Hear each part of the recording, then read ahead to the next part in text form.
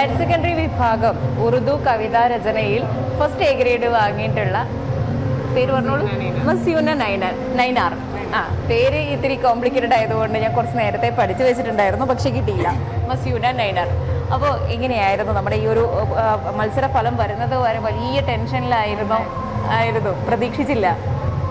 Topic practice ചെയ്തിരുന്നു, ലത്തീഫ് സാറൊക്കെ practice ചെയ്യിപ്പിച്ചിരുന്നു സ്കൂളിൽ നിന്ന് ടീച്ചേഴ്സൊക്കെ. ഓക്കെ, അപ്പോൾ അതുകൊണ്ട് പ്രശ്നം ഉണ്ടായിരുന്നില്ല. അതെ, ഈ നമുക്ക് പെട്ടെന്ന് അവിടെ എത്തുമ്പോഴായിരിക്കില്ലേ ടോപ്പിക് കിട്ടുക, അല്ല നേരത്തെ നമുക്ക് പഠിച്ചു വരാനുള്ള ഒരു ഓപ്ഷൻ ഉണ്ടോ?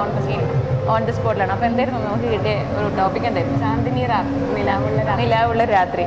അപ്പോൾ അതിനെക്കുറിച്ച് എഴുതാൻ കുറേ ഉണ്ടല്ലോ അല്ലേ? നമ്മുടെ കവികൾക്കൊക്കെ ഏറ്റവും ഇഷ്ടമുള്ള ഒരു കാര്യമാണ് നിലാവും രാത്രിയും താമരപ്പൂവും ഒക്കെ. അപ്പോൾ മനസ്സറിഞ്ഞങ്ങ് എഴുതാൻ പറ്റി. ഈ ഉറുദുവിൽ എഴുത്ത് എന്ന് പറയുന്ന സമയത്ത് ഉറുദുവിലും ഇതുപോലെ നല്ല വായന വേണ്ടി വരുമല്ലോ.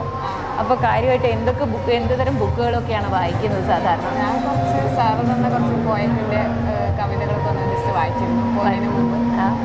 അതൊക്കെ വേർഡ്സ് ഒക്കെ കുറച്ച് വായിച്ചിരുന്നു, പ്രാക്ടീസ് ചെയ്തു. ഈ ഉറുദു എത്ര കാലമായിട്ട് പഠിക്കുന്നുണ്ട്? 2 കൊല്ലമായിട്ടുള്ളൂ. 2 കൊല്ലമായിട്ടുള്ളൂ. 2 കൊല്ലം കൊണ്ട് പഠിച്ചിട്ടാണ് ഈ ജില്ലയിൽ വരെ ഫസ്റ്റ് എ ഗ്രേഡ് വാങ്ങിയത്. മിടുക്കിയാണല്ലോ. അപ്പോൾ നമ്മൾ ഇത്രയും നാളെ എടുത്തൊരു എഫേർട്ടിനൊക്കെ ഒരു ഫലം ഉണ്ടായില്ലേ? അപ്പോൾ ഇതിന് മുന്നേ ഒക്കെ ഇതൊക്കെ ഇനങ്ങളിലാണ് കലോത്സവത്തിന് പങ്കെടുക്കാൻ സാധാരണ? ഞാൻ 10th ഒരു പോസ്റ്റർ മേക്കിംഗ് അറബിക്കിൽ കൂടി സ്റ്റേറ്റ് വിന്നർ ആവാൻ പറ്റി. ഇവിടെ വന്നിരുന്നു.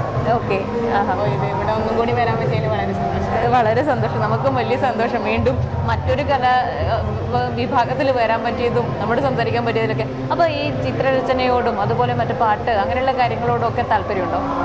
ചിത്രരചനയോടാണ് താല്പര്യം. പാട്ട് കുറവാണ്. കവിത ആദ്യമായിട്ടാണ്. അപ്പോൾ ഈ പ്രാവശ്യം അങ്ങനെ രചനാ മത്സരങ്ങളിൽ ചിത്രരചനയൊക്കെ പങ്കെടുത്തോ? ഇല്ല, ചിത്രരചനയില്ല, പോസ്റ്റർ മേക്കിങ്ങിനാണ് പങ്കെടുത്തത് 10th. പക്ഷേ ഇപ്പം +2 ഹയർ സെക്കൻഡറിയിൽ അറബി കലോത്സവം ഇല്ലല്ലോ. ഇല്ല. അപ്പോൾ അതുകൊണ്ട് അതിൽ പങ്കെടുക്കാൻ പറ്റിയിട്ടില്ല. അപ്പോൾ ഒന്ന് മാറ്റി പിടിച്ച് കവിതാരചന എന്നായി. അതിൽ നമുക്ക് ഫസ്റ്റ് എ ഗ്രേഡും നേടി. പാടാൻ അറിയില്ലെങ്കിലും എഴുതാൻ നന്നായി അറിയാമെന്ന് അല്ലേ? പാടാൻ അറിയില്ല എന്ന് പറയുന്നത് ഞാനിവിടുന്ന് പാടിപ്പിച്ചാലോ എന്നുള്ള പേടി കൊണ്ടാണോ? അറിയില്ല, പൊതുവെ അറിയില്ല.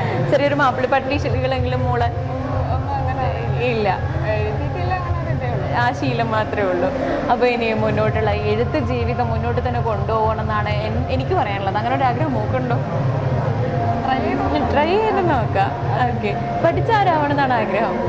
ഡോക്ടർ ആവണമെന്നാണ്. അപ്പം എൻ്റെ കൂടെ ഇരിക്കുന്നത് ഒരു കുട്ടി ഡോക്ടറാണെന്ന് തന്നെ ഞാൻ വിശ്വസിക്കുന്നു.